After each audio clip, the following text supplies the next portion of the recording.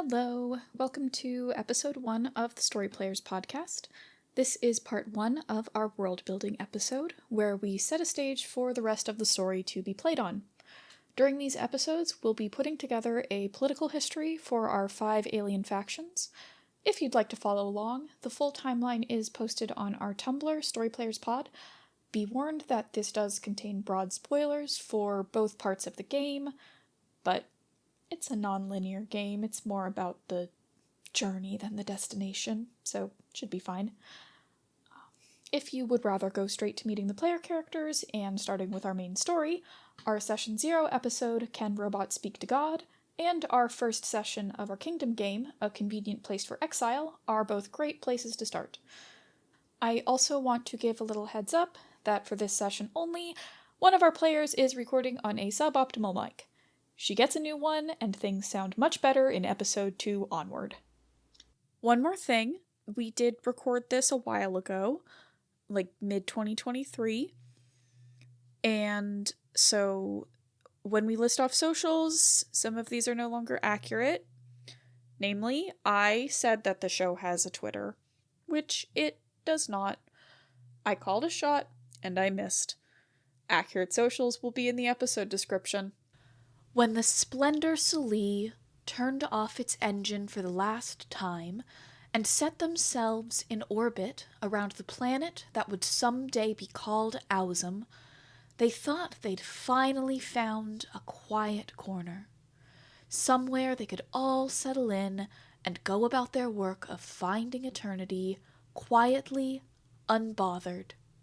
It was an isolated planet, kept apart from the rest of its star system by an elliptical orbit so extreme that for the bulk of its time it was too far from anything else for even the most technologically advanced of communications to reach.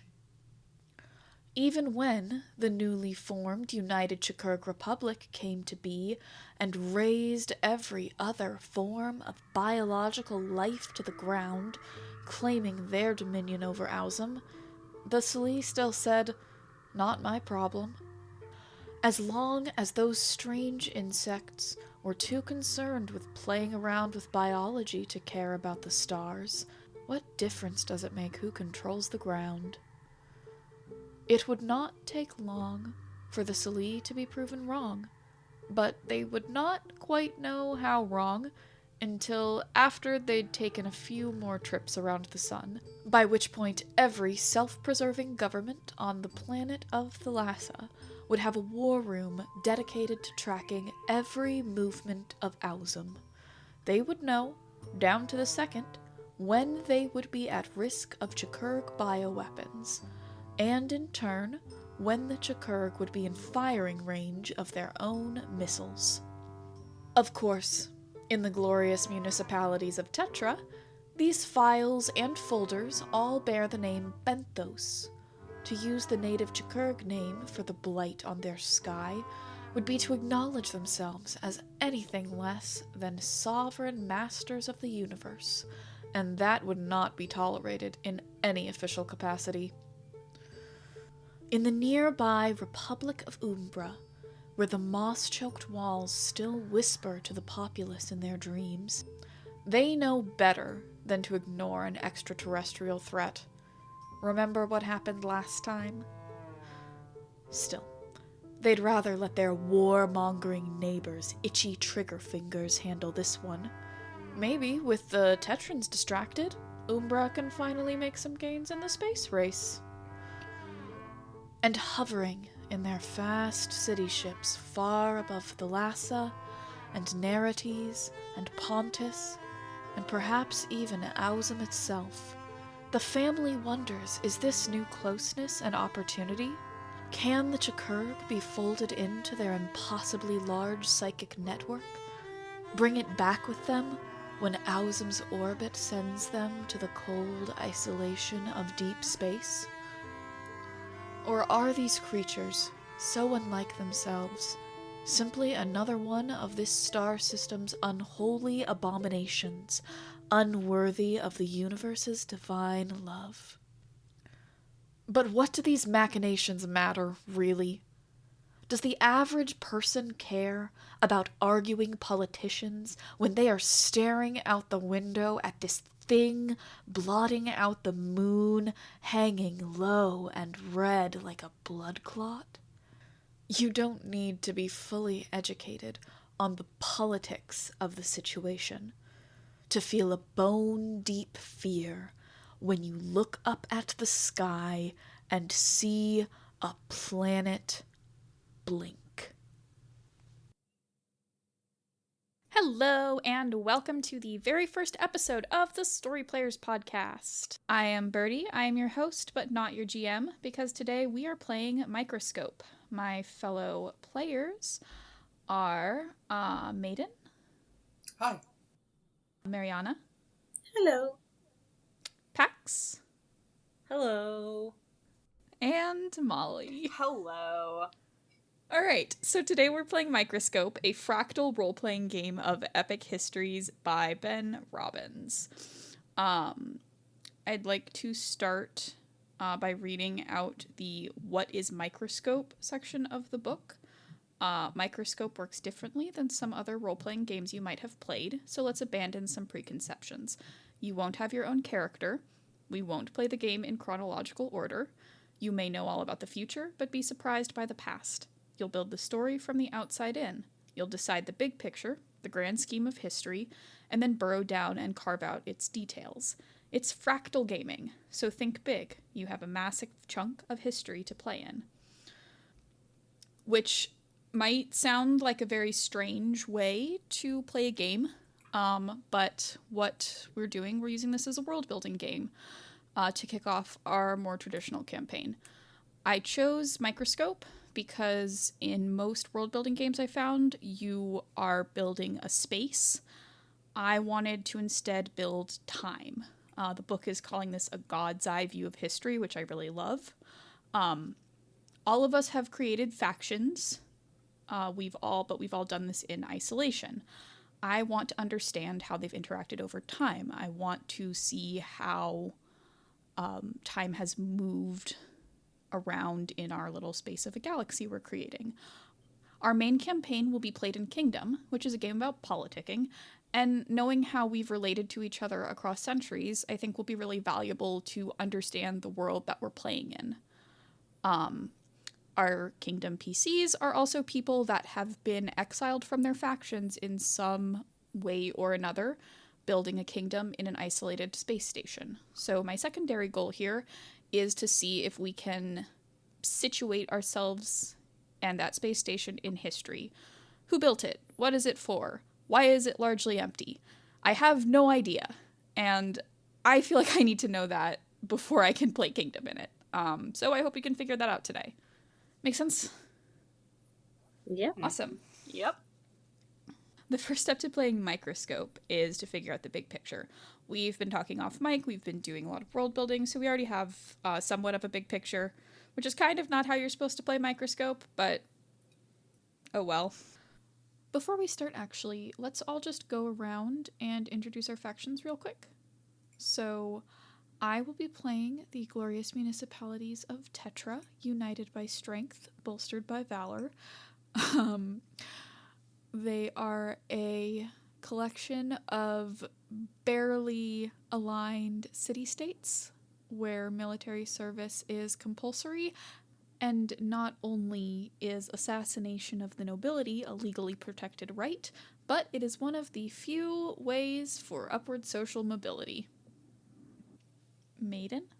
I will be playing the United Chkr'gh Republic, or the UCR, which is actually two races, parasitic isopods and their biomechanical hosts that they use like flesh mechs. Great! Mariana? Oh my god. Yes. Ready to follow that up? You know what? Actually, I think I have to leave. Yeah. Okay. In all seriousness. So, I'm playing the Republic of Umbra. Is a military oligarchy that is basically a dictatorship. And anything that is close to reality, no, it's not. It's fine. Just let it go. It's okay. Oh, and my aliens are blue. Thank you. I think this is new information for me. Yeah, because the moss is blue. Great. Okay. Pax? I'm playing the Splendor Solis, which is a space station in orbit filled with nothing but robot clones. It's fine. They're fine. Molly? I'm playing The Family, which is a space nomadic death cult that is if a New Age retreat actually worked and then expanded to the rest of the universe. Okay. If you were looking in a history book, your big picture is one sentence that summarizes what happens but leaves out all the details. So, an ancient empire rises and falls, caveman at the dawn of time found the first civilization, mankind leaves the sick earth behind and spreads out to the stars. Pick something big, you want a lot of time and space to work with. So I've been thinking a little bit about what our big picture looks like, and I have kind of like a single corner of the galaxy through time, but I would love some help nailing that down. Opening the floor. Oh god, the dance floor is open. It is. Pax, will you dance with me? Yes, can you just, for me, could you repeat what your basic overview was? Yeah, so all it is our corner of the galaxy through time, which I feel like that's too vague. It could be, because we do know that things get bad by the point that our game is played, and it could be like intergalactic factions move towards war. Or you could actually just say how the factions reached an uneasy equilibrium. Okay. You know? Is that what we want our endpoint to be, is equilibrium? Yeah, that's that is a a question, good point. because deciding the beginning and ending of our time is a step here, but we're not quite at that step yet. Could the actual endpoint be then the creation of this space station, or would we like that to I don't know that that's because big. that might be an interesting idea. Yeah, let's talk about our bookends when we get there. Okay. I think personally the easiest way this would work is, we've already established that this space station is supposed to be like a lone outpost of relative peace in the middle of this war. I think having Microscope as a chronicle of the Galactic War would be good. It doesn't even necessarily need to be over. We could have it go from a hot war into a cold war, where there's kind of this awkward ceasefire where everyone's just trying to get intel and do espionage and that sort of thing. But I think focusing it around the war and the conflict between these five? Is it five? I don't know how to count. 5, yeah. These 5 factions would be a good, because that's broad enough. Yeah. Yeah. Yes. Yeah, definitely. So, wait. Molly and Mariana, you guys haven't spoke up yet. How do you feel about this? Yeah, I want to find out how and why my faction is in the war. And just kind of, if there are sub-factions, or there are sub-factions, what sub-factions there are in each of our factions within the war. Yeah, you've kind of teased a holy schism in your faction backstory, but I don't think we have any details on that, which I'm also really interested in. You have as many details as I do. Hell yeah. So this is going to be fun. Hell yeah. Oh, I'm boy. fine. Majority, I'm just thinking. I do think that focusing on the war is gonna be the best for our game, for all the games that we want to try to create. So I don't see a problem with it. If we do make the focus the war, then that means this is a war that has been going on for multiple generations because they don't want to pigeonhole us into too short of a history. Or it could be, yes. Or it, again, could be how we, like, move towards it if we want to be able to play before the war started. I think that's a good idea. Yes, I was going to bring that up and say that just, even though our big picture is, like, the Chronicles of the Galactic War, to use a real-world example, just because you're talking about World War I doesn't mean you don't talk about European politics circa 1900 and all of, like, we can still do stuff before the war and kind of paint the picture of how these factions got to the point that they were to start the war. Yeah, that we're at. Awesome. Yeah, there's a story before. Like, things just don't start, so I think it makes sense to tell even before that. So the wording you used is the Chronicles of the Galactic War? Yes. Okay. Nice. So we have our big picture. Next, we're going to come up with our bookends. Your history will be divided into periods. Each period is a very large chunk of time, probably decades or centuries. Describe how your history begins and ends. These are your starting and ending periods, bookends of your history. You'll add more periods later on, but everything will be between these points. So, we come up with a start and end. We will agree on a short description for each period, and then decide when it is light or dark, which is whether everything that happens during the period is generally happy or generally tragic. This tone of the starting and endings do not have to match. And something else I will say, because we are using this as a world-building game for a campaign, this also means that we're deciding where in our history we are actually playing. I think it feels natural to me that we end kind of just on the brink of when we're going to start play, but we can also have our thing take place in the middle of this timeline. It just means that we're going to be playing towards events that we've already decided. I think it's easier if we do, if we have it end just before, or not even necessarily just before, but have it end right about where our play would pick up on. Okay. Is everybody in agreement with that? Yep. Yeah. This is the backstory. Yes.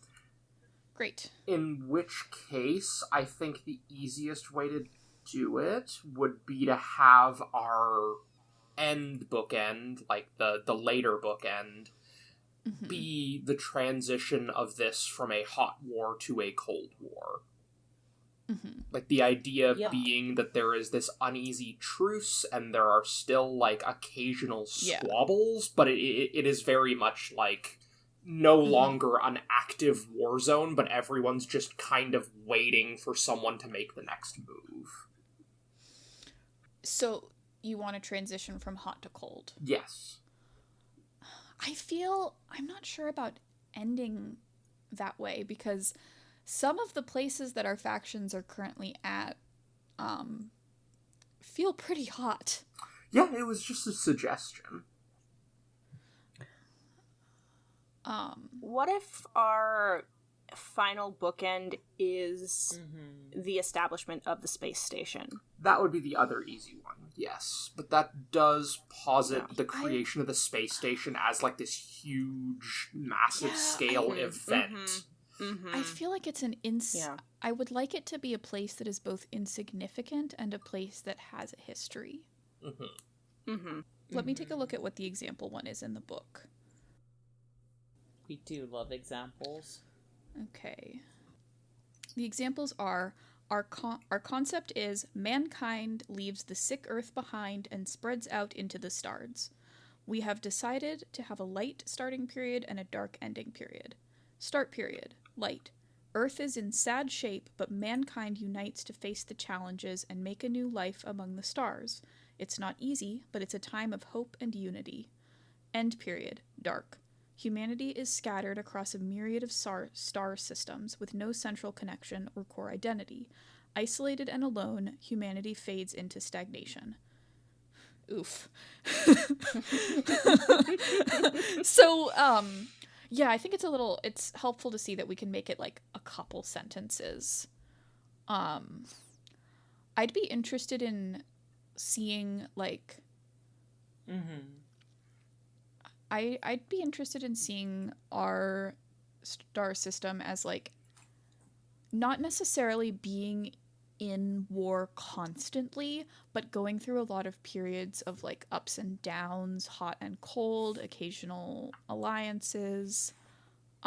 Which makes sense. That's usually how history works. Yeah, that's like we yeah. can only have So- a war period. I feel like if we start building up, like It'd get boring. like at a certain point, maybe two factions were like more close together than we thought, and start separating themselves, and then to this point of history, like we don't know what's gonna happen, and we need to experiment with that. And that's the whole point. So my proposal is the alliances crumble, igniting armed conflict once again. As our final, as our like destination. Yeah. Yeah. That works. Okay. No. That works for me. Right. I'm gonna say this is dark. Yeah, I was gonna say that's No. absolutely dark.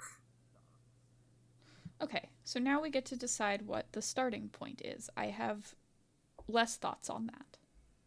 My initial thought for a starting point is just each of our factions develops the ability to travel into space and realizes that there are other everyone realizes aliens are real, and we start exploring and start connecting with each other as the beginning of our history. We do know that the Chkr'gh Maiden's faction does not have, like... Oh, that's right. Though you guys don't have... Can you tell me a little bit about the level of space travel technology that you guys have? The level of space transit they have is explicitly, like, orbital, but not super orbital. They might have a spaceship in the, like, orbit of their own planet, but they cannot go any further than that. Like, the realities of keeping an organic ship fed and alive and getting anywhere at any decent pace is way too complicated for them to have, like, hyperdrives or anything. I can go next. The thing about my people is it's very much like a perpetual motion machine out in space. So I think, at least for my faction, they've kind of been going for a while. So it's pretty, like, I would say, like, a much more advanced kind of, not advanced, but like a intricate kind of system to get you out there. So I believe, like, at least mine at the end would have both, like, communication and ability to go out and prosper in the world, I guess, in the universe, rather. And I know that, Molly, you guys are also, like, discovering space travel was a big part of y'all's history. Yeah.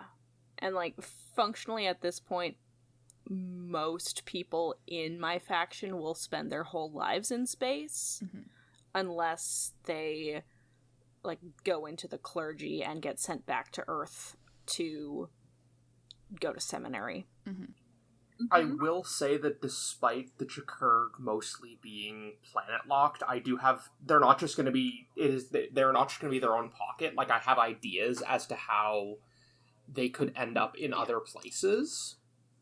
I trust you utmost to know how to make your little guys do things. But yes, it is pretty important that they are not, like, by and large, they are not exploring the universe until very late in their history, and when they do, it is very much on the individual scale, not on the societal scale. Mm-hmm. That leave us. No. What about us? You mean? Okay. So I haven't thought super hard about how space travel works for us, but like at like contemporary Earth level of space travel, maybe a little better, where people go to space, it's a thing, but it's a big deal. Yeah, I believe the same. And I have the idea that my faction, since, in part comes from yours, kind of also take that type of like technology, and what they did was like they advanced it on their own to a different, like, I feel like we are more ready for space travel than you guys are, just because we have a very square, get to the point mentality, and we have always wanted more people to basically join us in a way. Mm-hmm. Y'all want more people to move to your place, do some recruitment in space. Yeah, basically recruitment and propaganda, how it is. Just a little. I really do though, Molly, I really do like the idea that we start out with like first contact, basically. But I think that saying that it's like everybody gets space travel at the same time is maybe a little bit too limiting. Yeah, maybe we have first contact between, like, Molly's group and someone else's. Like, that is the first any of our civilizations have heard of each other, but acting like it's this, like, everybody gets it at the exact same time and meets each other is probably... Yeah, maybe it's, like, strange visitors enter the galaxy space, and those strange visitors is Molly's the family space missionaries, and everybody knows like missionaries are like the best sign ever. Oh god. Is this light or dark? I feel like in general light, first contact, trying to reach out. Yeah. Like, we know that in the context, we know that probably is not good. But the idea of the beginning, the period, is to, like, expand and to, have new alliances, new discovery. And discovery at the beginning is always, seen in a positive light. There's a fantastic sentence somewhere in the book. Here's a hint. Any period can be light or dark. It depends on who you're rooting for. Yep, that is true.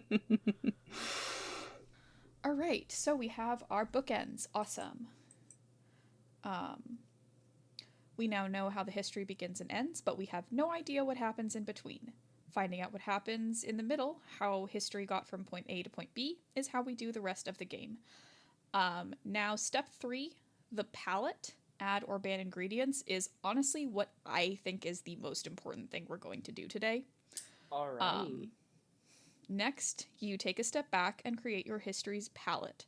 The palette is a list of things the players agree to reserve the right to include, or conversely, outright ban. It gets everyone on the same page about what belongs in the history and what doesn't. The palette is not an exhaustive list of what will be in the history. It's a list of exceptions. If something fits the setting, like wizards in a fantasy world, you probably don't need to add it to the yes column because the other players already expect it. Likewise, if something seems really out of place, like wizards in science fiction, you probably do not need to add it to the no column. Something that I want to emphasize is this. It is and it isn't, but this is not a safety tool. Like, in the way that we think about safety tools, we have talked privately about lines and veils. We have that sheet. We have an understanding of what content we want and don't want in terms of, like, triggering content and safety. This is about, like, what fun little ingredients story-wise we want to put in. And hopefully that can set a tone for, like, the rest of the season. Does that all make sense? Yeah. Yes. Mm-hmm. Cool. So, I'm gonna start. I'm gonna put in the no column factions other than ours. I think we have a lot of really cool factions. I love them. I want to focus on us. I don't want to start making up other random factions. I agree. Agreed. It's our corner of space. Yeah. We get to choose the movie.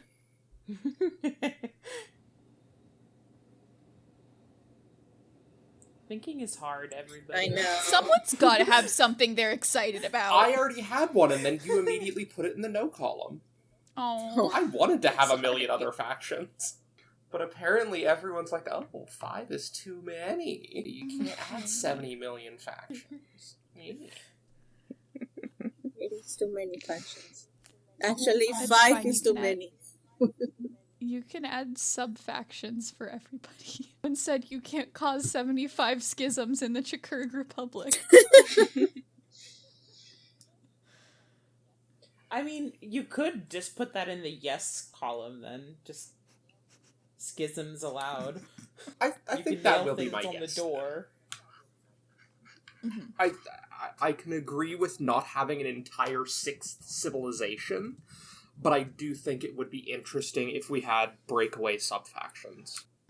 How do we feel about, in the no column, like, actual magic? Like, that kind of, like, the Force kind of thing? Like, because, Yeah. of course, we have themes that are very, like, mysterious and stuff, but I feel like if we, like, Yeah. at the end of the day, it's actually more scientific focus. That, ooh, it's just a mystery. It's like a miracle from God. Like, I'm down with that. Yeah, we have a couple things that are definitely more on the soft sci-fi end, like the fungus hive mind, but that isn't... No one is going to be levitating spaceships with their magic. brain. yeah, it's not like a spirit from the gods, you know, like, oh yeah, here it comes. Like, Sci-fi concepts that are definitely, like, out there, but we don't have space magic. exactly, that's what I don't want the Force. I think the family is going to, like, frame their stuff, Yeah, which is fine. Space magic Absolutely. way, It's... but Absolutely. it's not actually Yeah, space that's what I magic. was thinking, which I think is fine. I'm wondering if we could do yes laws of robotics. Like, Okay. kind of like have like a system of certain types of AI or like robots or whatever have to follow like a certain set of rules. Mm-hmm. We could just use the Asimov rules, that's fine, but just kind of like have that built into it. It'd be kind of interesting. Yes. If everyone's okay Yeah, with that, and of course. Maybe we want to take a look at the Asimov ones and, like, decide if we like them or not, but I like the idea of giving robots rules. Yeah.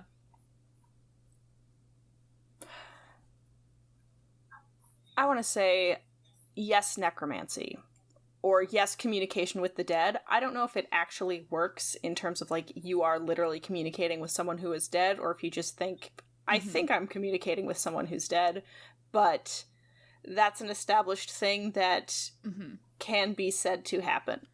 To make sure that we don't step on the toes of no magic, how do we want to make sure that this isn't magic? AI that is sufficiently sophisticated enough to claim to store full personalities of deceased people. I like that. Okay.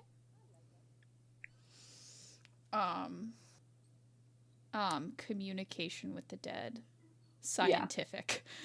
Science.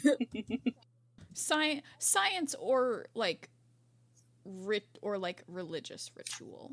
And like, I don't know that I necessarily want that to be a huge thing that comes up again and again, but going off the rule of if there's something out there that you maybe want to see that might not be expected in the setting. Yeah. Yeah. I love the idea. I think that's fun. but we have the conversation now to make sure that halfway down the line you don't come in with space magic and Mariana's upset, or like Mariana says, we've never spoken with the dead before, and you're like, oh man. We haven't? But what about the moss? I mean, maybe the moss can be, like, maybe there's, like, echoes of dead, like, consciousnesses for a certain amount of time still stored in the hive mind. Like, that'd be kind of sick. I mean, echoes of personality. Yeah, it could be. I The remember moss is- you in it- my mycelium. Yeah. I don't think, like, that happens to everybody, or it happens indefinitely. You can't talk to someone that died 100 years ago, but maybe you can hear echoes of, like, your grandma that died last week. I will also say, if a body's fresh enough, the Chkr'gh absolutely could, like, reanimate it and read the brain. Like, that falls within, that falls enough in their purview of weird bioscience. Love a little reanimation action. Hell yeah. Alright, so we have something for everyone, which means I get to add another thing, and I'm gonna put in mechs. Yeah. Fuck yes. Fuck No. yes. No mechs for the Chkr'gh, mechs for me only. Yeah, you can keep the mech. I'm Yeah, fine. I'm joking. Mechs I are am. fine. One of my characters Not everybody is needs to have technically a them. mech pilot. Depending on how you Technically. define everything. You're just Ratatouille. I mean, this just goes back to, is Evangelion a mecha anime? Greatest thread in the history of forums. Are the mechs in Evangelion alive? Yeah. Have you never seen Evangelion? No. Me, I want mechs in my game. Me, what's Evangelion? Oh my god. Oh we my have to god. watch- Wait, for we have real? to watch Evangelion. Like, we don't have to watch all of it, but we have to watch at least the original anime and, like, end. I'm sorry, I just kind of figured that it's the kind of thing that you either watch when you're depressed and 15 or not at all. This is so real. I want mechs to exist in the setting. I don't want them to be like a focus. I don't think this is a mecha story. I'm not exactly qualified to tell one, as we've all just exposed. But I want them to be a thing. Yep. Works for me. I like it. I'm okay with it. I have, like, the beginnings of an idea, but I'm not exactly sure how to phrase it. Start talking. I think something I would put on the yes side is, like, I don't know. The easiest way I can say is, like, war crimes. I do not think this, if we are telling the story of a war, I think we should have things that happen in war. I think we should have these factions acting in horrific and unethical ways. I do not think we should shy away from that and be like, okay, we designated this one empty part of the galaxy for where all the fighting happens, and it only happens over there. Yes, like, let war be war. Can I say with the caveat that I don't want us to, like, focus on, like, genocide specifically? Yeah. I don't really want to see that, just as, like, a personal comfort thing. That's understandable. We could do other war crimes. Also, like, I feel like genocide or an attempt to genocide is, like, that is a really big picture thing that kind of, if your faction has either, obviously if it was a successful genocide, you wouldn't have a faction anymore, and if you had an attempted one, that very much changes a lot of things. Yeah, I think that takes the story into a direction that I stop thinking is fun to tell. Yes. Absolutely. I agree. And So I put war crimes that aren't genocide on the palette. okay. And I'm totally agree with war crimes. We do need some war crimes. Just a little. A little war As a crimes. treat. Yes, please, thank you. I have a thing that's kind of bouncing off the war crimes. We love bouncing off war crimes. Yeah. I don't... This may be a palette thing, this may be a different sort of thing, but I am thinking in the no column, like, no fully happy ending. No, like uplifting if we get to that point, sure, but like Mm-hmm. You want a realistic I don't want ending.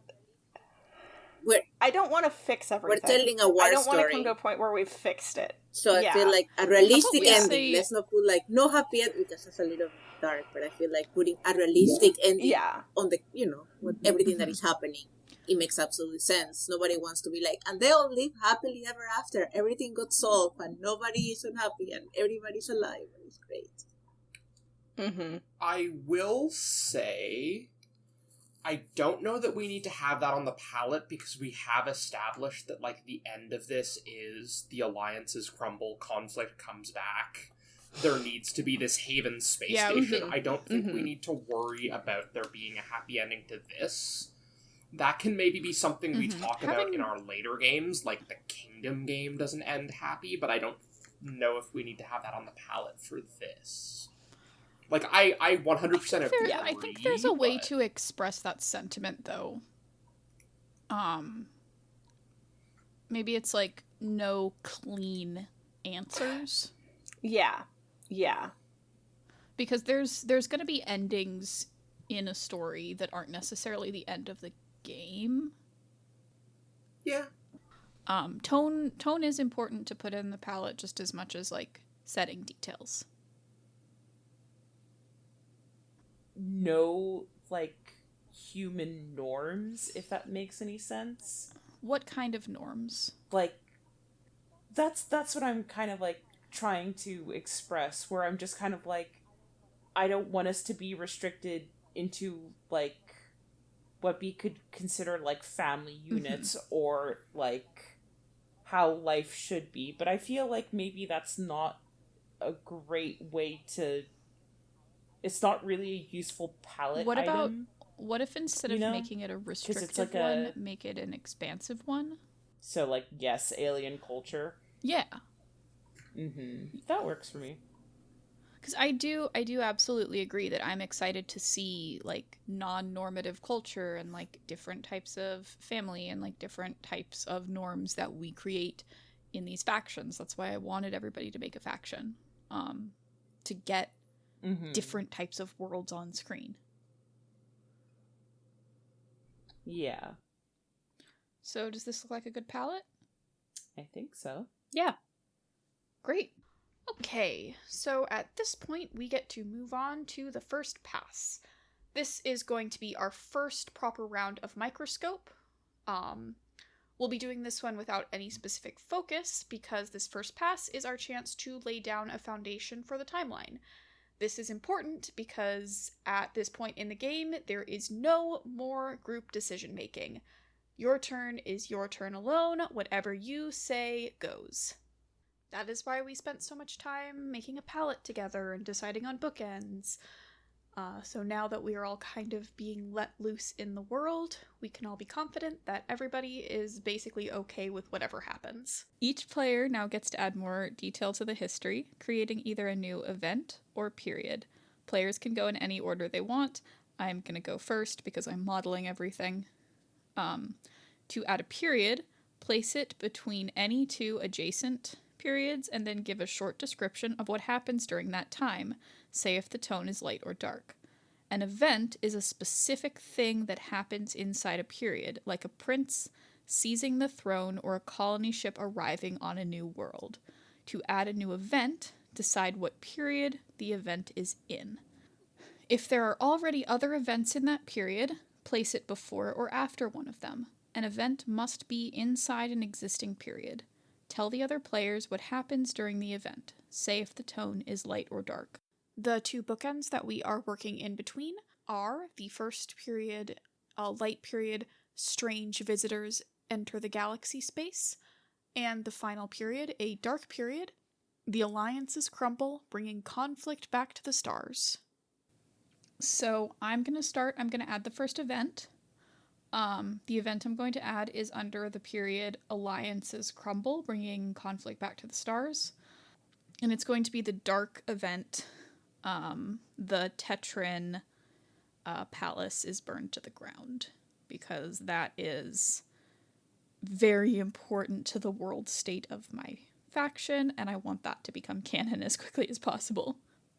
And I'm going to specify that it was by the Tetran palace is burned to the ground in revolutionary uprisings. So that's more descriptive. Cool. Oh my god, I have an idea. Okay. Mariana, since you have an idea, do you want to go next? So I was thinking, I'm gonna put the lens on the period of the stranger visitors enter the galaxy space, basically the start of our thing. And I want to create an event.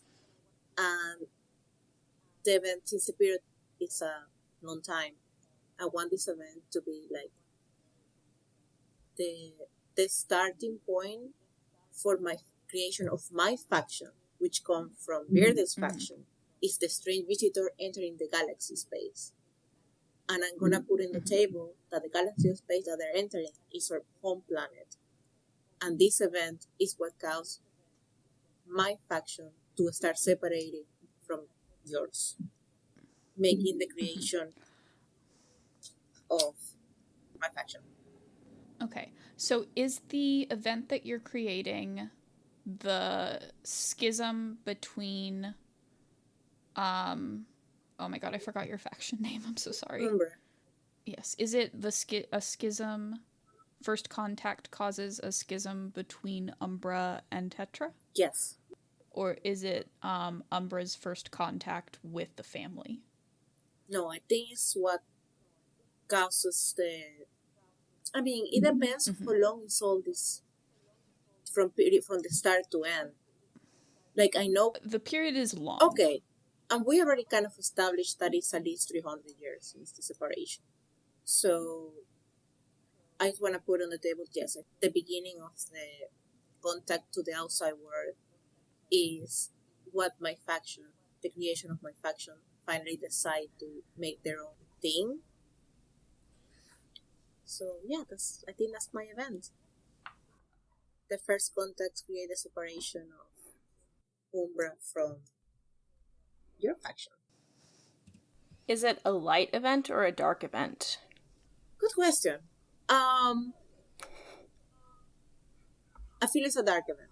The separation was not pretty. We kind of left with a lot of like figureheads in part, like people who wanted to create new things that were tired to be in this faction. It was not like a clean cut kind of like, oh yes, go for it. Like, we always have issues from the beginning. I think it was a dark event. Like start from this is a dark event in a light period. I hope that makes sense. Yeah, no, that's great. Okay. Perfect. See, it's not so bad. It was horrifying. Next. I'm so proud of you. Pax. Yeah. I have like one silly question. Yeah. Did we like establish a focus? The first pass does not have a focus because we're adding whatever we want. Okay. Perfect. Sorry, just no, wanted that's to a good question. Make that clear. And I just want to confirm an event is like a generations long spanning event, right? A period is a generations long time, like the Victorian period. Gotcha. Okay. Just wanted to make sure. The crowning of Queen Victoria is an event in the Victorian period, is kind of a way to think about that. So if I put like a period and strange visitors enter the galaxy space, and then I'd say like light event, actually I could make a period. I could say the Splendor Solis settles into orbit outside Tetra or something like that. Which does take like a long time. And Tetra is the continent. I don't think we have a planet name yet. Planet. Yeah. Yeah, that's what I mean, like, the planets. I don't know which planet would be. What is the Republic's or planet called? Hmm? What are our planets what planets are we dealing with in this? We need to name them. To like, are we just dealing with 2 planets or are we dealing with 1? Theoretically, is a we're separate dealing with planet from 3 because we have Molly's people's home planet, which is just Earth, but is very much off-screen. Then there is the Chkr'gh planet, and there is the shared Tetran and other one planet. Yeah.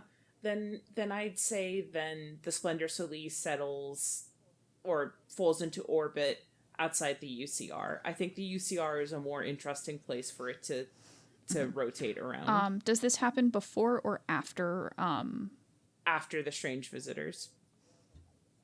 And I would say it's more of a light event. It's them finally finding what they consider a safe place in the world. There's a lot of dark on this anyway. A planet name in a... We all need to name our planets. Because Chkr'gh is the species name. So it is the equivalent of the United, Human Republic. The planet name, give me, a minute, and I will find you a planet name. I just have to think about how they would name their Makes planet. sense. Mm-hmm. In the meantime, Molly, you're in the hot seat. I have a period idea. Yay! So somewhere in between strange visitors entering the galaxy space and alliances crumble, over the course of several decades, alliances are firmed up and built between all factions. We gotta build them in order for them to crumble. Is this light? This is light.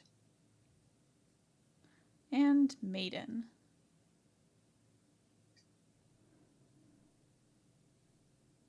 Maiden, are you still working on your planet name? I am working on the name for something else. Okay. It is your turn again. I am aware of this. I know what my event is going to be. I just need to come up with a name for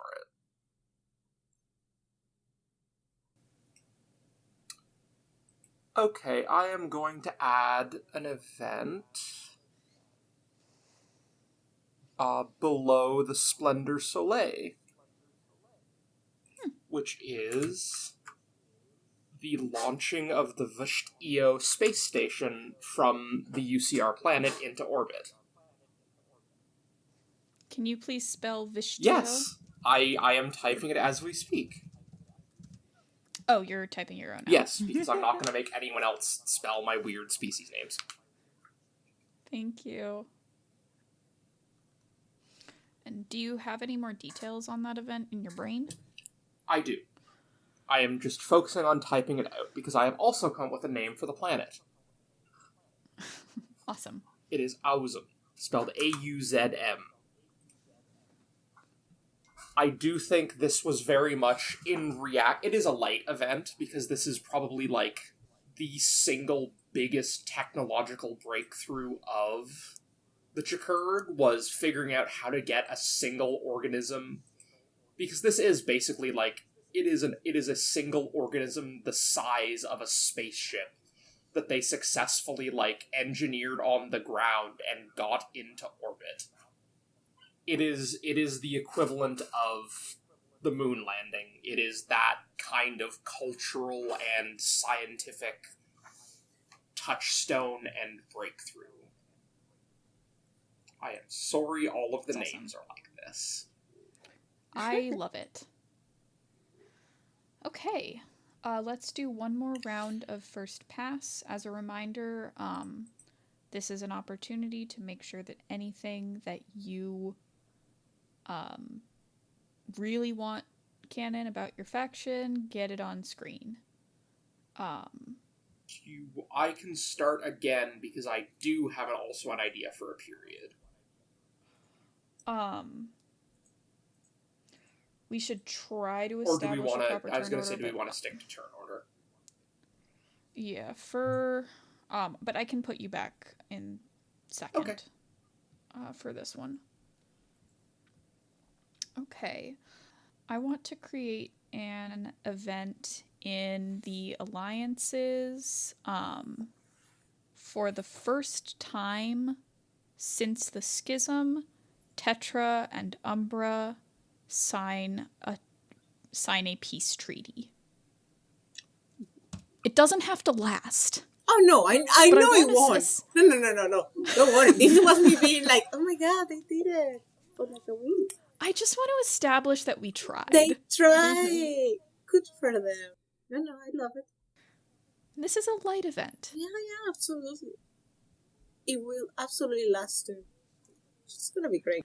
I mean, you could literally say the peace treaty falls apart in your next turn. Alright. Maiden, it's your turn. Okay, I will be adding a period after alliances between factions are created, and this is the closing of Auzen. This is the point where the Chkr'gh decide, like, no one's allowed to visit us anymore. You are not even allowed to come to the planet. At the most, you can come to the superorganism in orbit, but the planet's surface is closed to all non-Chkr'gh. So this is very obviously a dark event. Event or period? Sorry, period.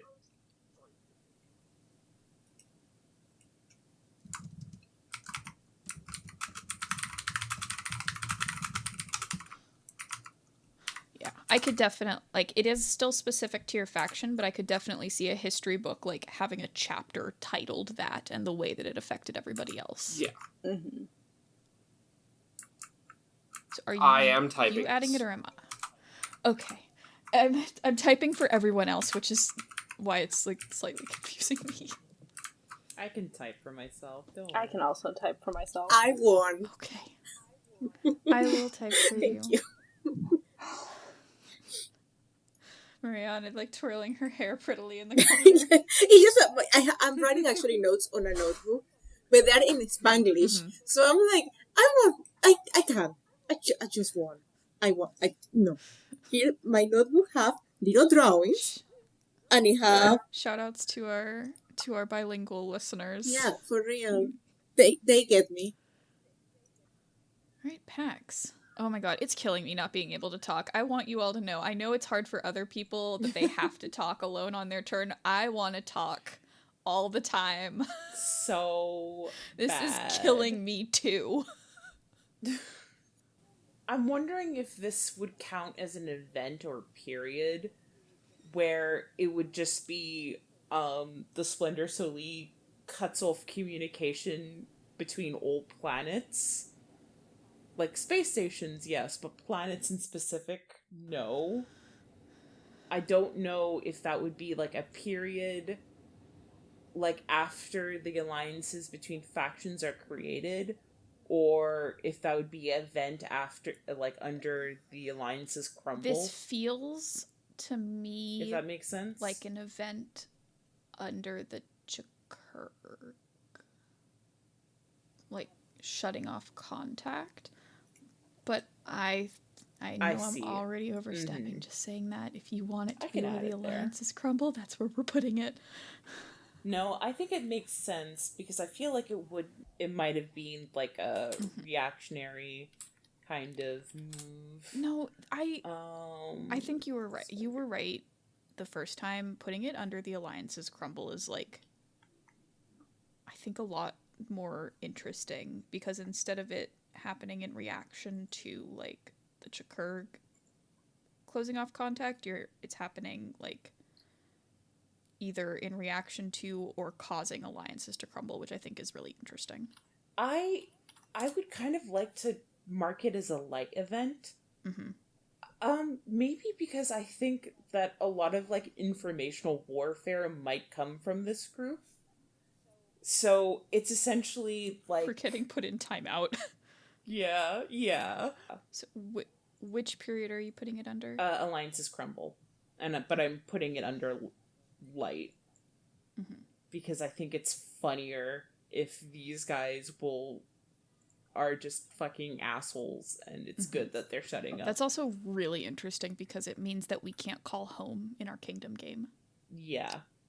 Alrighty. I think I was John. Yeah, I did. I forgot. That is okay. Your turn. That is fine. I actually am still choosing between two ideas what I want to do. You have so many ideas. Oh, I try. Not period ideas, that's too hard. But I have events ideas. I think just because people are having a little bit of trouble with periods and events, the best way to differentiate them is imagine opening a history textbook. The periods are the names of the chapters. Events are the headings of the paragraphs. Yeah, I'm fine with that. I know the difference. It's more like I have two events ideas. I don't know which one to say right now. Just to maybe play a little bit with like all of our factions, I may choose the period when Awesome.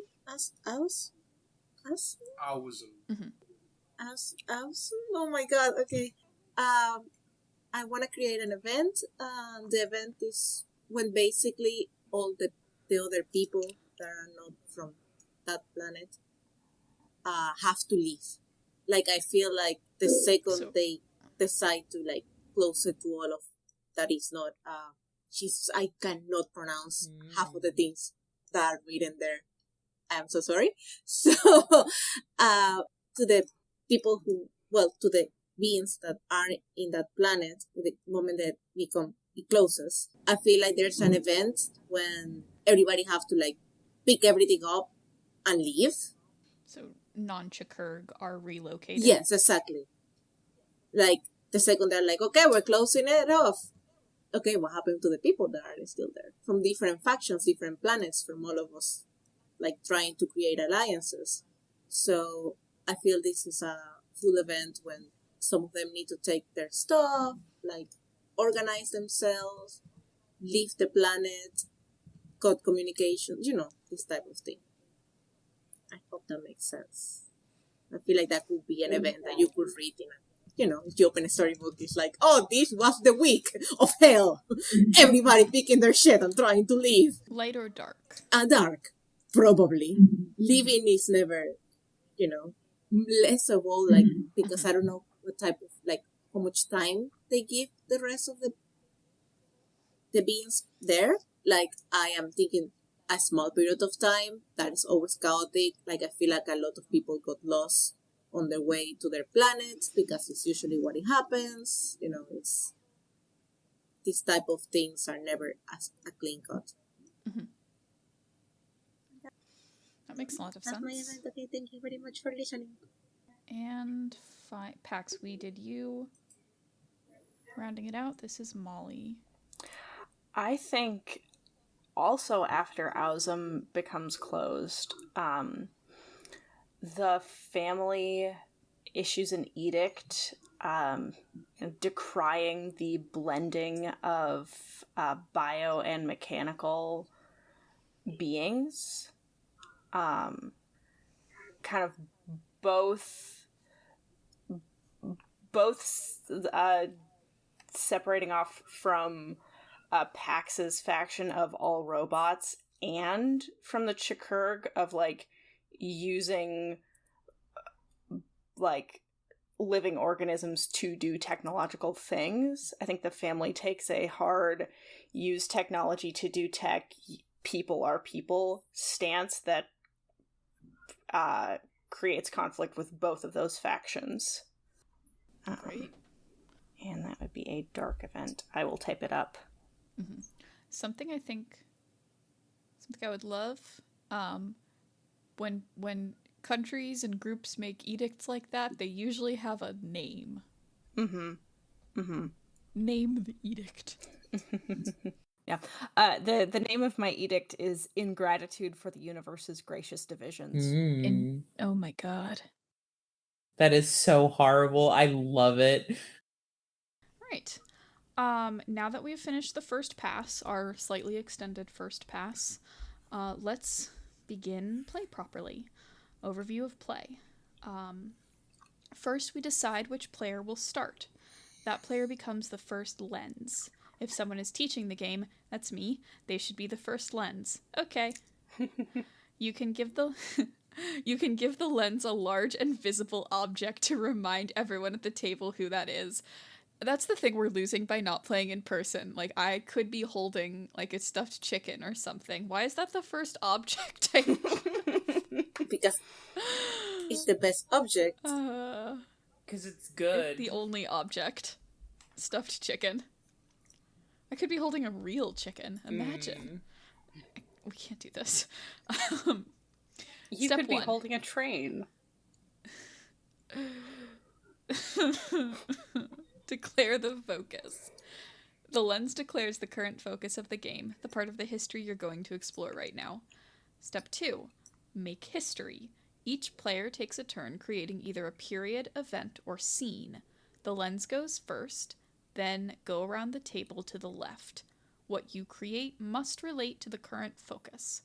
The lens can choose to create 2 things on her turn, as long as they are nested inside of each other.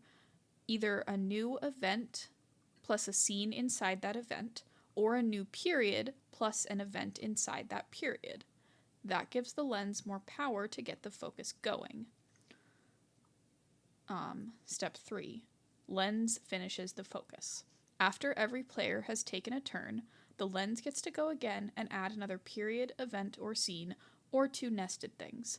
This lets the lens have the last word about the focus. So the lens is pretty powerful in the turn order. At the end of this, there'll be a legacy. I'll talk about that at the end of the turn. So I'm running the game right now, so I will be the first lens. And I need to think for a minute.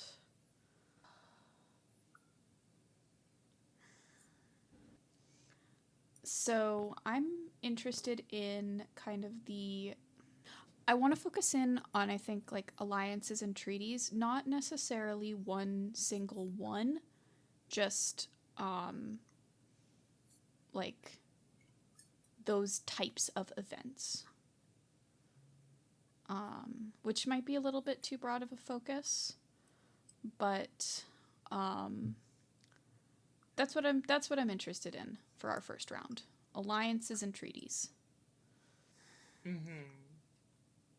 I want to zoom in on the actual day that I want to do a scene. And I want to do a scene under the event for the first time since the schism. Tetra and Umbra sign a peace treaty. I'm interested in actually, like, getting on the ground and seeing a little bit of what happened. And also, we don't have a scene yet. We don't have any scenes yet. So I want to do a scene, which is the signing of that peace treaty and making history scenes. So to create a scene, first pose a question, something you want to find out about the history. The goal of the scene is decide the answer to that question. And this is where the actual, like, role-playing sets in. So first I'm going to state the question. And, like, very leading questions are kind of the... Leading open-ended questions are kind of the goal here. One of the things the book suggests is, if you can't think of a question, make up a guy, think of what you would expect them to do, and then ask why they do the opposite. I want to ask how this treaty... I'm interested in, like, the PR surrounding it, and, like what the TV broadcast looked like. I guess the question is, like, how was the peace treaty presented to the public, or, like, how was the peace treaty received by the public? How is the peace treaty presented to the public? Set the stage. When does the scene happen? It happens under the event that I've already talked about.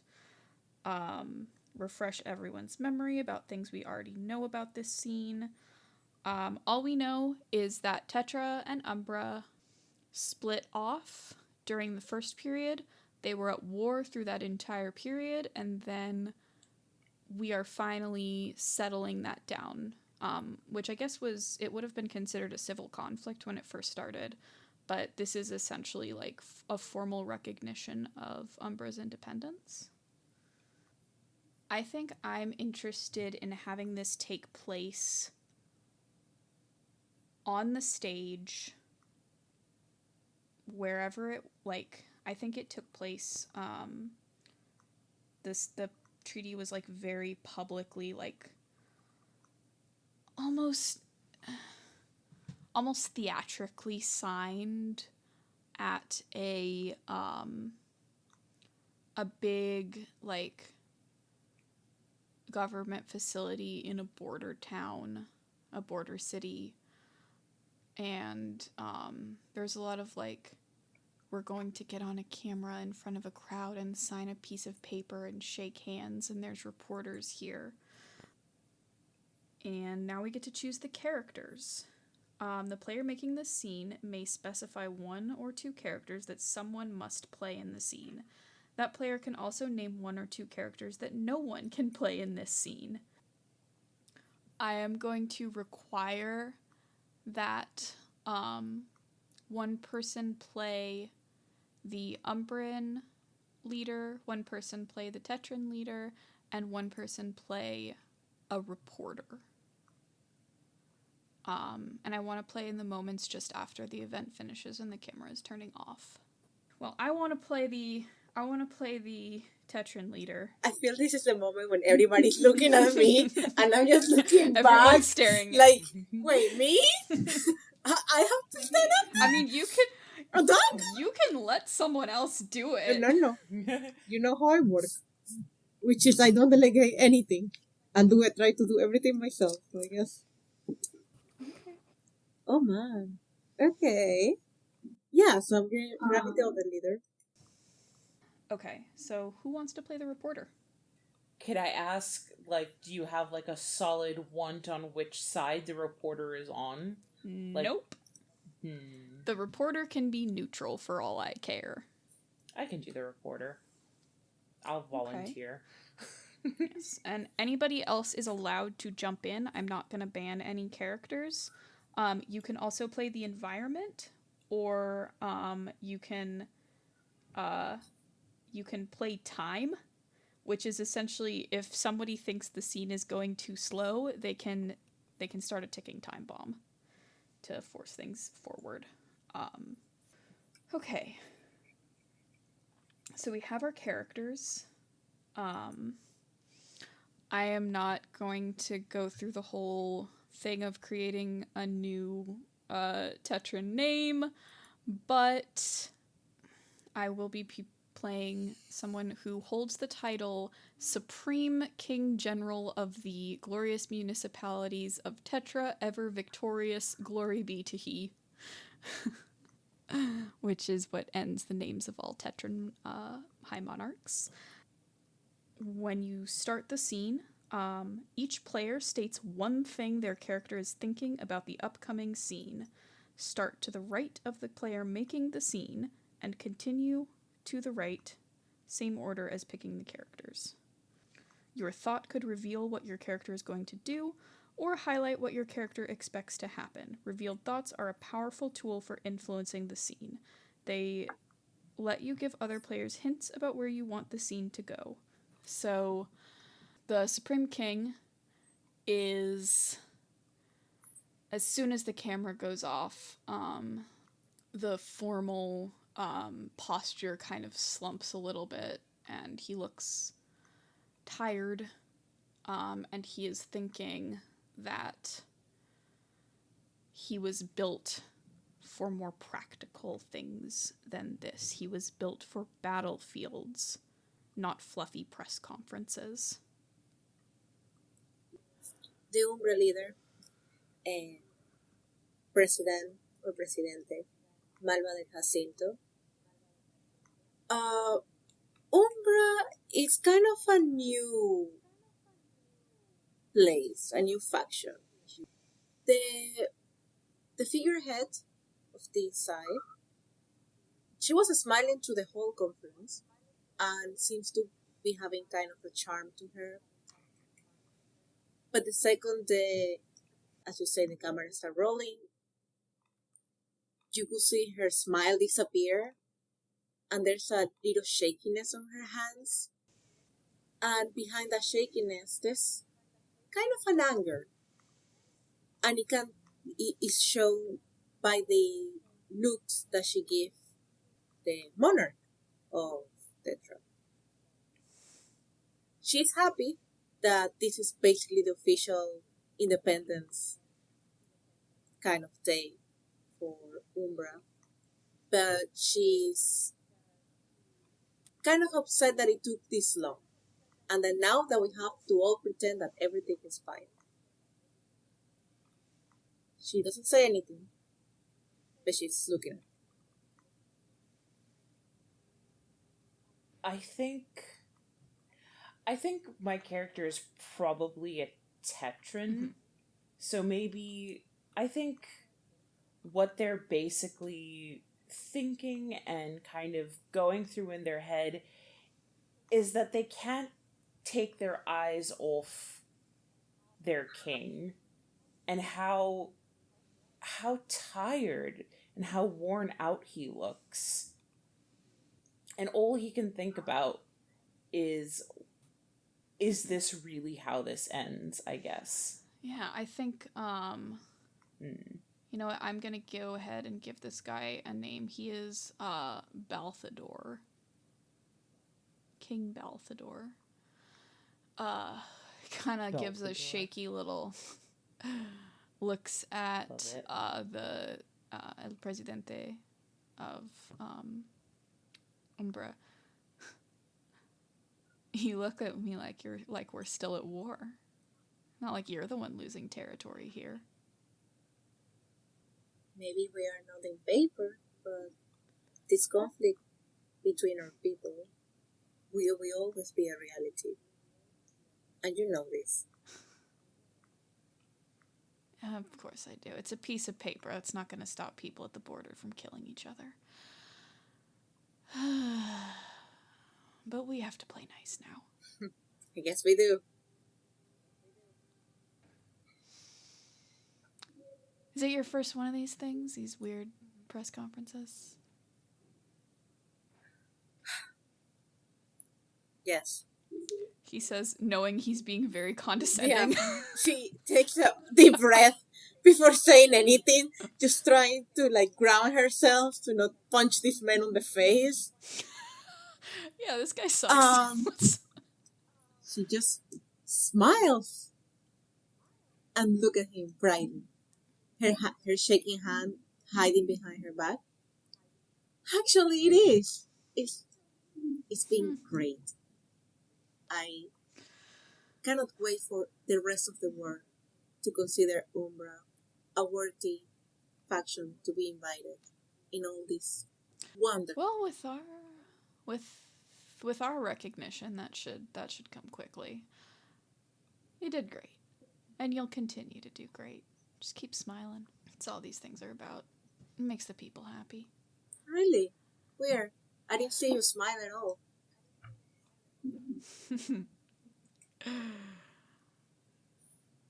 Maybe you should be more worried about keeping your people happy. I think as that kind of comment flies, the reporter kind of the press conference is already over, but the reporter has been kind of watching this, and they kind of raise a hand, and it's actually, Your Excellency, sir, You may speak. If we recognize them, are these people allowed in our airspace? There's a lengthy, subsection of avian law in the treaty. It's publicly available. Your library should have a copy to look through it. Are you sure? I don't have the details off the top of my head. But yes, there will be Umbrans in Tetran airspace. There will be Tetrans in Umbran airspace. That's what it means to be united like this. We get to have a relationship that doesn't involve running after each other and blowing each other up. So will these be civilian aircraft? I can't imagine why not. It's up to the... Only civilian aircraft? I feel like you're leading me somewhere, and I wish you would just say it outright. Just asking what the people are asking, sir. Nothing by it. No, there's no plans for military strikes to be happening between us. Not sure why there would be. We're at peacetime. The reporter kind of like makes a face and then but keeps quiet. Yeah. Malva's been watching this reporter. The first thing she thinks, she don't say anything, this is not her problem, not really, is, wow, she, really the balls of this reporter to just come to two figureheads and start speaking. Right, about aircraft law? Like, what the hell are you talking about? Exactly. So, but, she's tired. It's been a long day. A real go-getter. Yeah, basically. He is gonna pause for a second and go to the reporter, just off the record. I know what my advisors tell me. I know we have people on the ground, and it's important to me what the people are saying. Is there a question about air travel? What's the problem? Talk to me. Well, I mean, there's just been reports, right? Cloudy skies. There's always rumors. There's always rumors, and there's a lot of fear, sir.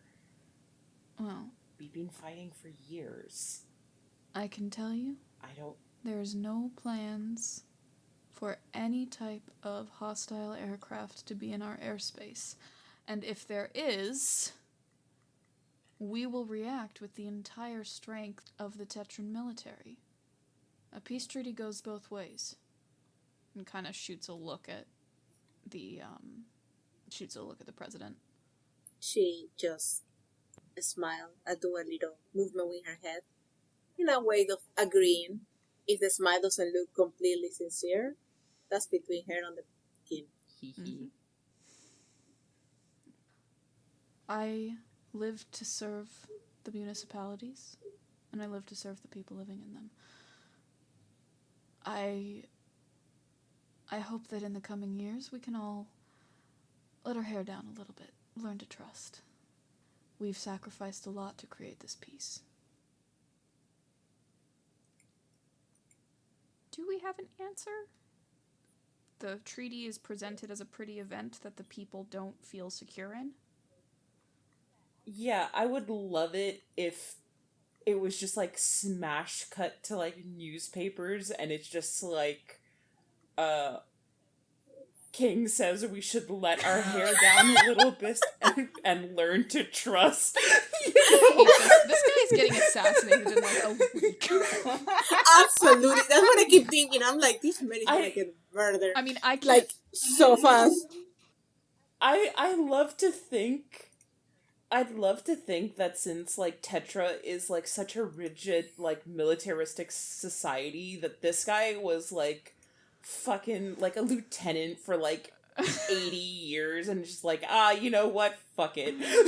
I might as well just like, go out with a literal bang. Playing this kind of...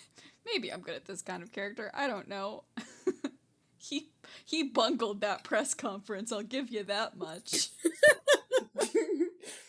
I think the idea of, like, a lot of people being scared, even of, like, a lot of, like, what we'd see as, like, friendly interactions where, like, yeah, of course there'd be, like, civilian aircraft is, like, but what if one day it's not a civilian? What if one day this happens? And I think that frames a lot of, like, maybe not, like, the mainstream discussion. I imagine that, like, both Tetra and Umbra have, like, pretty good media handles, but, like, a lot of the whispering and kind of general idea is, oh god, our king is weak, actually. After any scene ends, do the following. Judge the tone. It didn't feel like a very light scene.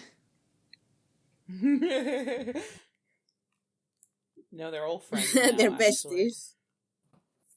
People, moments after the press conference ends. Well, can you just put in the Discord the name of your character in text? Yes. Thank you. Yes. Reporter's name who was struck from the record. Man who was unpersoned by the government. We actually have a special, in Tetra, there's actually a special naming convention for people who were unpersoned by the government. And it is given name, comma, marked with shameful abandonment of duty. I love that. Also, I realized that I didn't name him exactly properly, but that's what I get for a really complicated naming convention, but it doesn't matter. It's fine. Okay, so, scene. Moments after the press conference end, Balthador, who holds the title Supreme King General of the Glorious Municipalities of Tetra, firm in hand, glory be to he, and Presidente Malva de Jacinto, speak to a reporter. Answer. The people see it as ceremonial, but don't trust and still hold a lot of fear. Okay. That's my turn.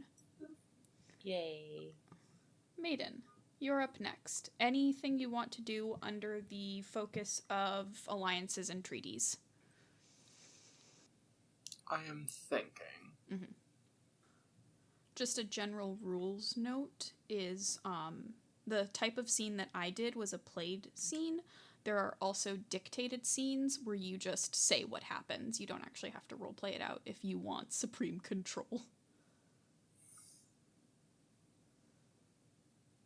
I think I'm going to add an event under Strange Visitors Enter the Galaxy space, which is just the Splendor Solis and the Chkr'gh sign a non-aggression treaty. Because I think the two, and this would be immediately after the successful launch of the Visht-AO superorganism, where it is very much like, you have a spaceship in our orbit, we put a spaceship up right beside it, we are going to agree that we're not going to attack each other. We both have objects. Let's not make it weird. You have parked your civilization in our orbit, and we immediately put an enormous animal up there right beside yours. Let's reassure each other that neither of these were declarations of war. Space whales are real, guys. They are. They are, and they're my friend. Okay. Great. Okay, Mariana. Okay, I was thinking, the rules say that I can create like two things, right? Like if I make a period, I can make an event, like if they're nested inside each other. Yes. I think that's only the lens that can do that. Is it? Let me check. I also thought it might only be the lens, but I kind of just want to let you do it. Well, talk about what you wanted to do. So basically, like, I wanted to create a period where the main factions, planets, whatever, like, they discover something, like there's a new scientific discovery. Maybe they find like source energy in space, something like that, something new, something different that create this, which is a long period of time since you get harvest, like people see what they can use for, and that create an event. And the event is that when the technology and the progress of everything that is this energy brings, the factions who this is of course between the period of alliance between factions are created and the Asum become close to all the them. And it would be basically they start talks about creating direct form of transportation between the main planets, like a way to like transport or explore like more like between them. So basically that could be my way to like make it more about alliance between the main like factions of our little corner of space. But I needed to create a period where they first learn about these energies. Or I mean, you could collapse that into one event. But I need the period, like yeah. I think the issue is that she wants it to happen during a period which we don't really have a period. We don't have. Yes. I'm just gonna let you nest it. Just do it.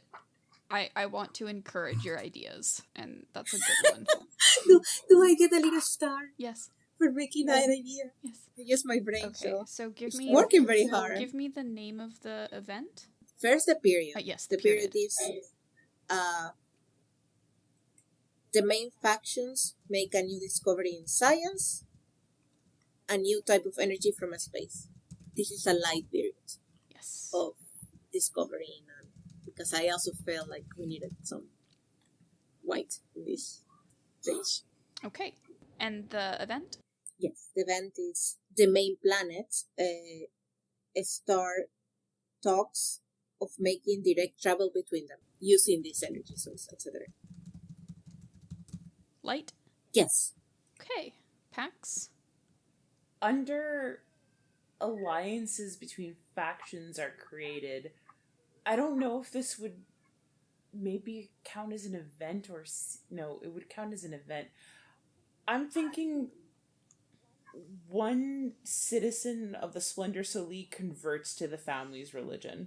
Does this happen before or after the peace treaty? It doesn't really matter. Let's just go after. Does this person have a name? Yes. His name's Ferrum. And is this light or dark? Let's make it light.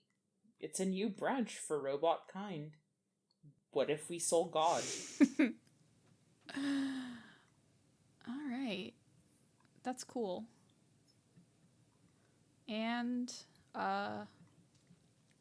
Molly, it's your turn. Yeah. Could you remind me again what the focus for this round is? Treaties and alliances. Okay, perfect. I have like 4 ideas. And the words for all of them are just leaving my brain. Okay, fun. Take your time.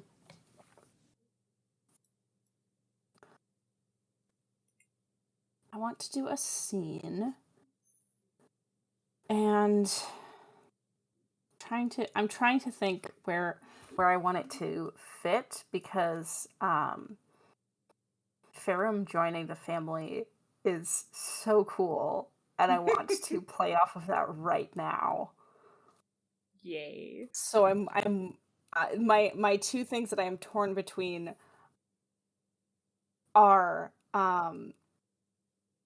either like playing the scene of Ferrum getting initiated, or kind of the reaction to like either Ferrum or his descendants reacting to ingratitude for the universe's gracious divisions, because that like explicitly pushes him out of the family. Mm-hmm. Oh, I know which one I want to Yeah, see. second one. Yeah. I can't. Yeah. I didn't say shit. Yeah. Just start with a question. Pax, what is the lifespan of each robot? Haha. Well, you see, that really depends. Something the game very explicitly suggests is to not have characters whose lifespan is longer than one period. Okay. I would say there is a tendency for a lot of the robots to Cain enable themselves. So there's a good likelihood that he is like a grandfather or out of the picture or everything out there. I could pull up some like names of like a 3 steps down brother that would be there for the edict, which I can pull up now for you. And, like, the family naming convention is to smush parents' names together to give the kids a name. I don't know how that meshes with Splendor Solis' naming convention. So Splendor Solis' naming convention is alchemical materials. So ferrum is the kind of like name they would use for iron, whatever. Words are hard, guys. Yeah. So if he goes over to the religion, he would probably switch over to their naming conventions rather than his own. Would you like smush the two of them's names together? Yeah, I think so. Okay. Then let's say this like grandson would be called this Theramine, which is kind of mixed together between Ferrum and Calamine, which is like, let's say he's like 2 generations down at the very least. Perfect. I will type out the name quickly. So you have Ferrum has continued to make new robots as part of his... Yes. I love that. I think kind of like a justification for himself would be this is his way of continuing to spread the good word. You know? So Molly, what is your question? How does Faramine react to being cut off from the family? Faramine is involved.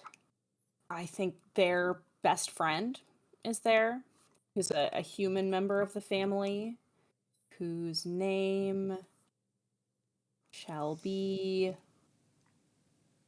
Pulling up. Okay, Faramine's best friend is Connoissador. And the announcement of the edict, like the person reading the edict, is the captain of the ship / the ship's bishop, whose name is Brillamund.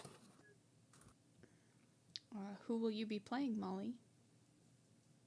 I will play the benevolent but strict priest.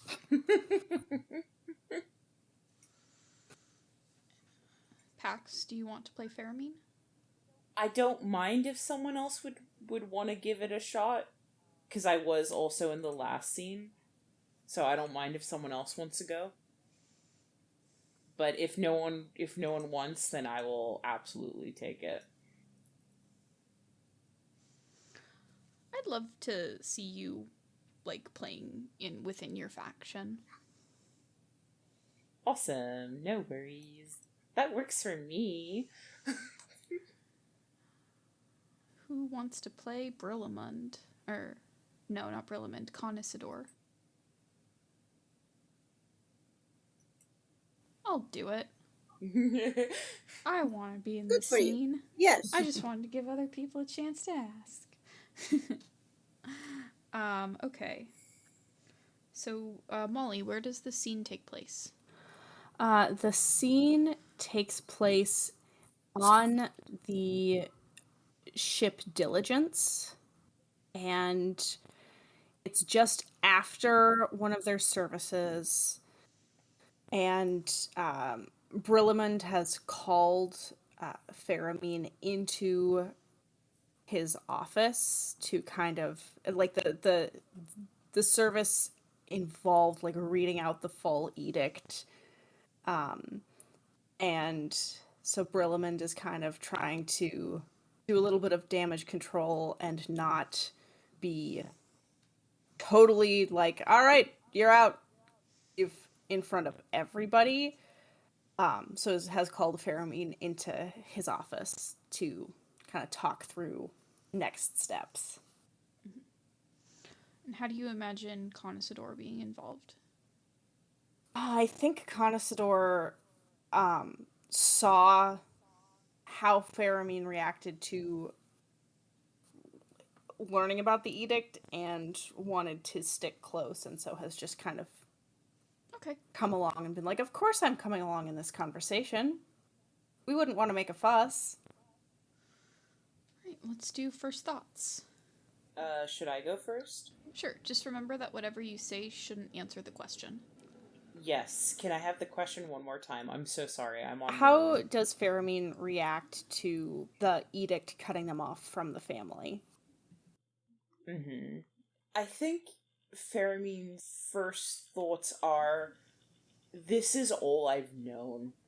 It's like, I think for this kind of branch of the robots, it's kind of like, what do I, like, this is all I've known. I can't go to a different ship. I mean, what does it even look like over there? I'm my own person. I'm not a robot. I'm a person. What the hell?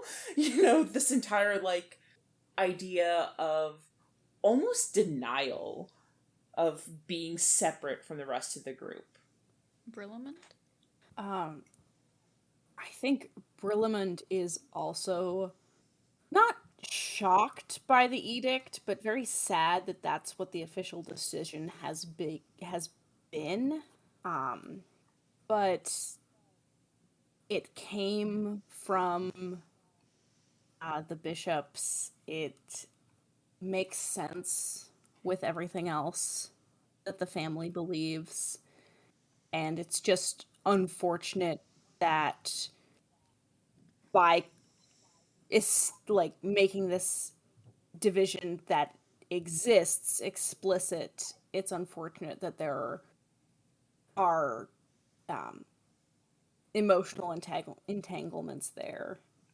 So it's a very easy, yesterday Faramine was fully a person in the ship's congregation, and today they are not.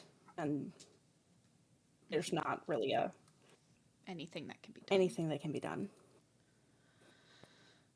Yeah, I think my thoughts are very rapidly went from extremely shaken that the clergy would do this to my friend to extremely shaken that I'm questioning the clergy to extremely shaken that my friend isn't a person. What do you mean you haven't been a person this whole time? Why didn't you tell me? So just kind of went through the gamut of, like, horrified, question, reframed her worldview to accept what was told. Love that. And we're all in your office? Yes. Faramine, I'm sure you have some questions about today's edict.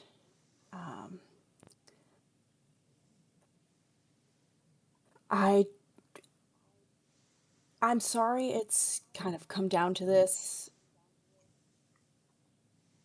So bluntly, I was hoping,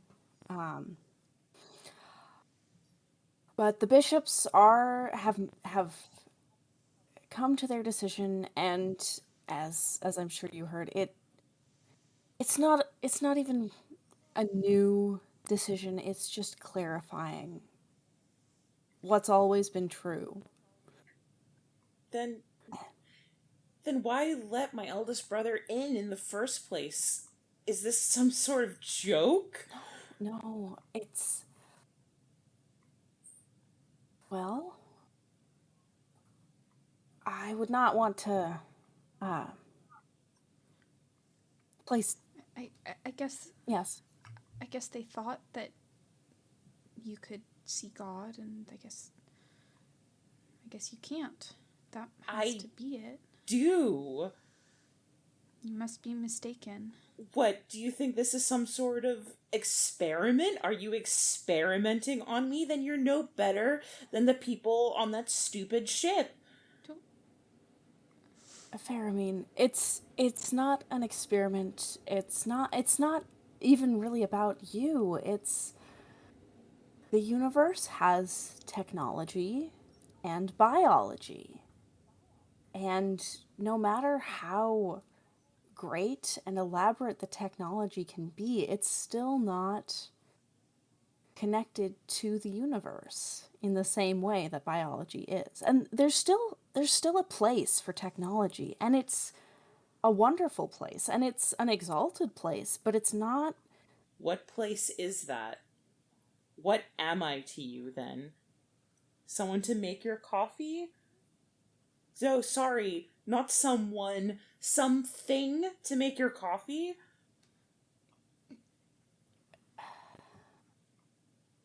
This isn't fair. We don't decide.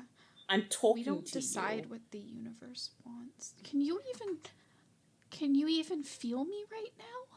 Of course I can feel you. I've been to your birthday parties. I've been part of this. I just don't... For longer than some of you people have. I don't understand either. We can see from... I thought you were my friend. Faramine, you've seen what's happened to when biology is treated like technology. That's what the Chkr'gh have done. That's how they've turned against the universe. And we just need to, as the family, live out the truth of that division so that things like raising living beings to completely just use them and turn their minds against themselves doesn't happen. And part of that is the natural divide of these things. So what, you're just gonna send me away? Just put me on a ship? We have... There should... Is there somewhere that exiles... Your grandfather came to us from the Splendor Solis. We won't just send you out into space. Don't worry about that. But we do need to figure out what our plan is.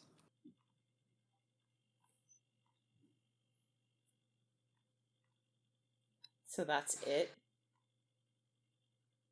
And I'm just not here anymore? I am unfortunately it just the messenger.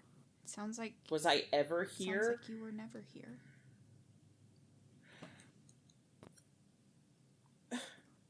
We all just made a mistake. I'm gonna miss you. And if it helps, I am sorry that it came down to this. It doesn't.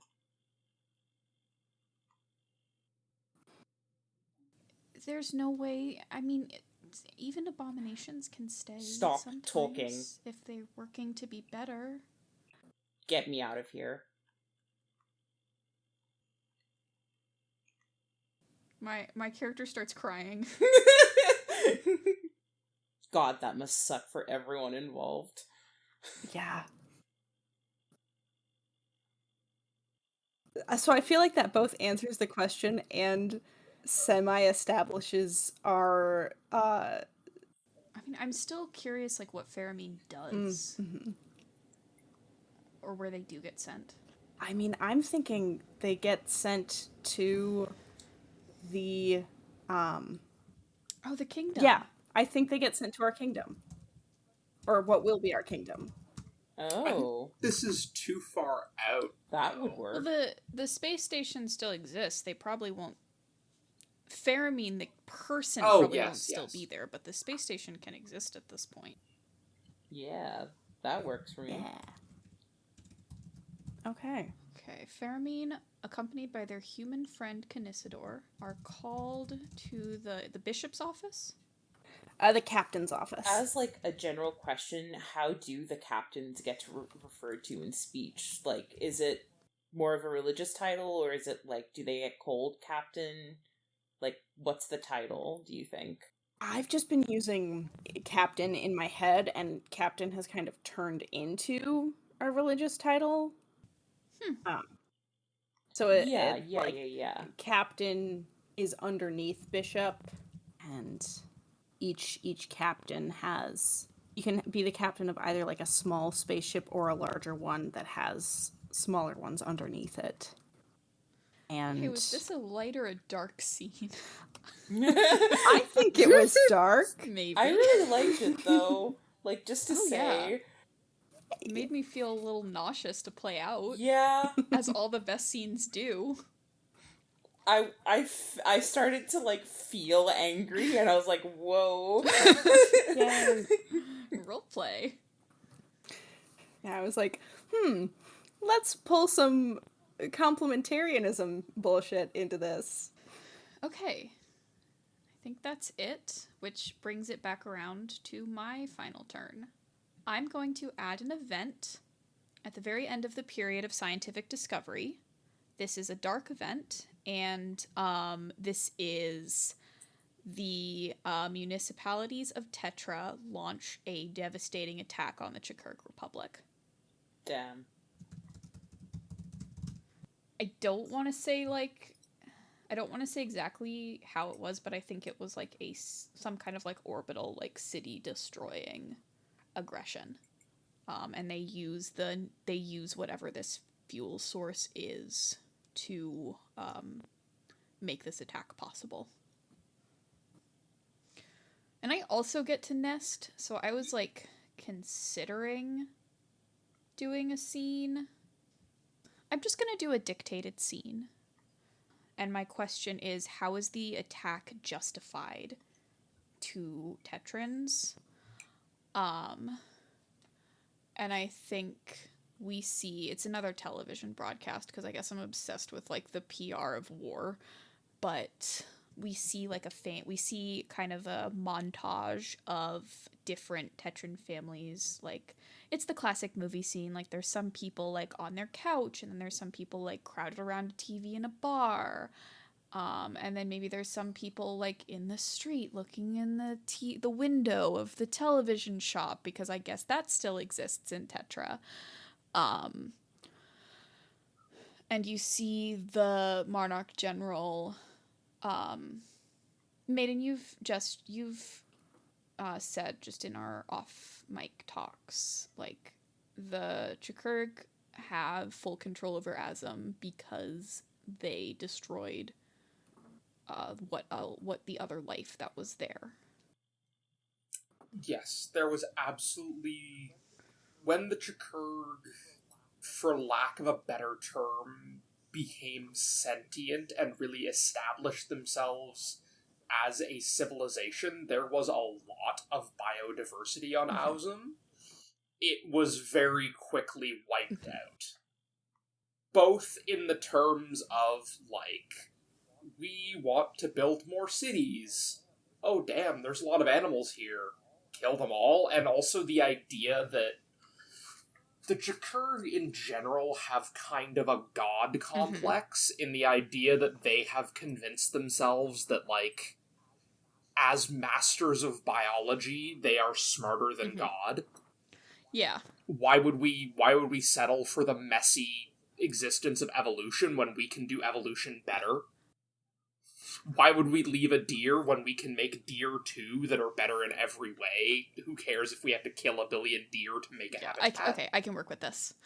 So we get that scene, Tetrans crowded around TVs, and then we see the leader on screen.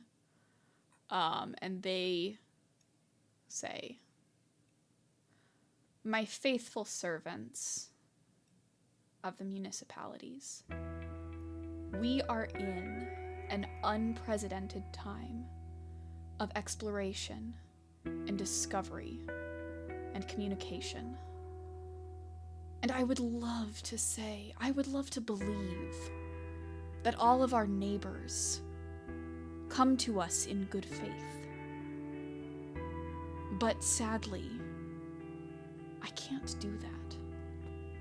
And now we're being expected to make treaties and make alliances with a culture so foreign to us that I struggle to call them people.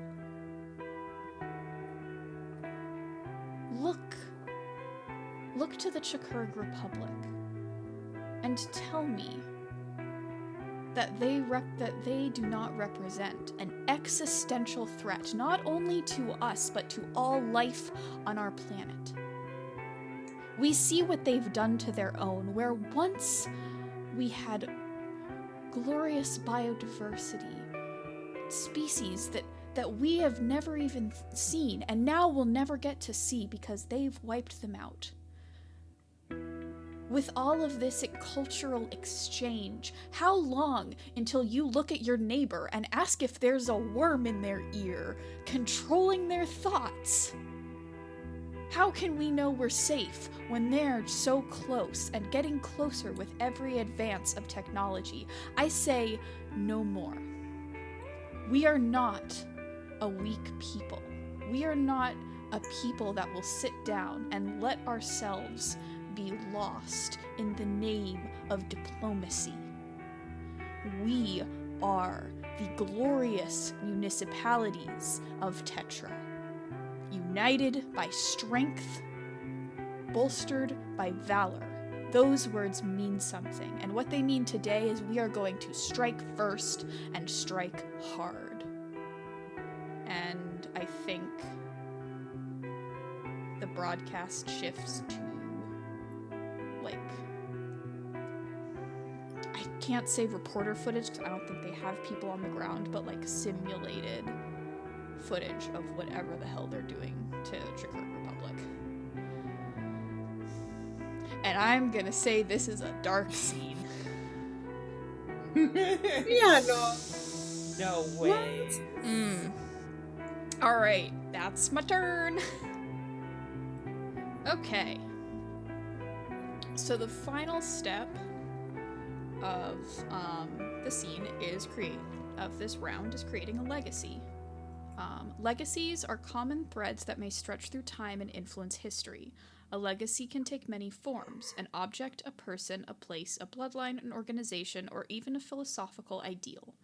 The ideals of the Founding Fathers, a code of laws, a noble order of knights, an ancestral curse, or a sword fallen from the heavens, these are all legacies. You make legacies to identify things you think are interesting and want to keep in the spotlight.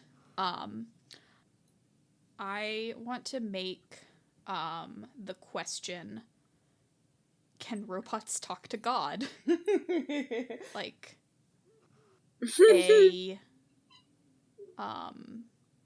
I want that to be something that is not a settled question in the world. I want that to be something that people really think about and argue about. That is the philosophical question of this world.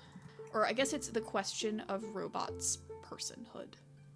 I think that was one of the most interesting things that came out of this round.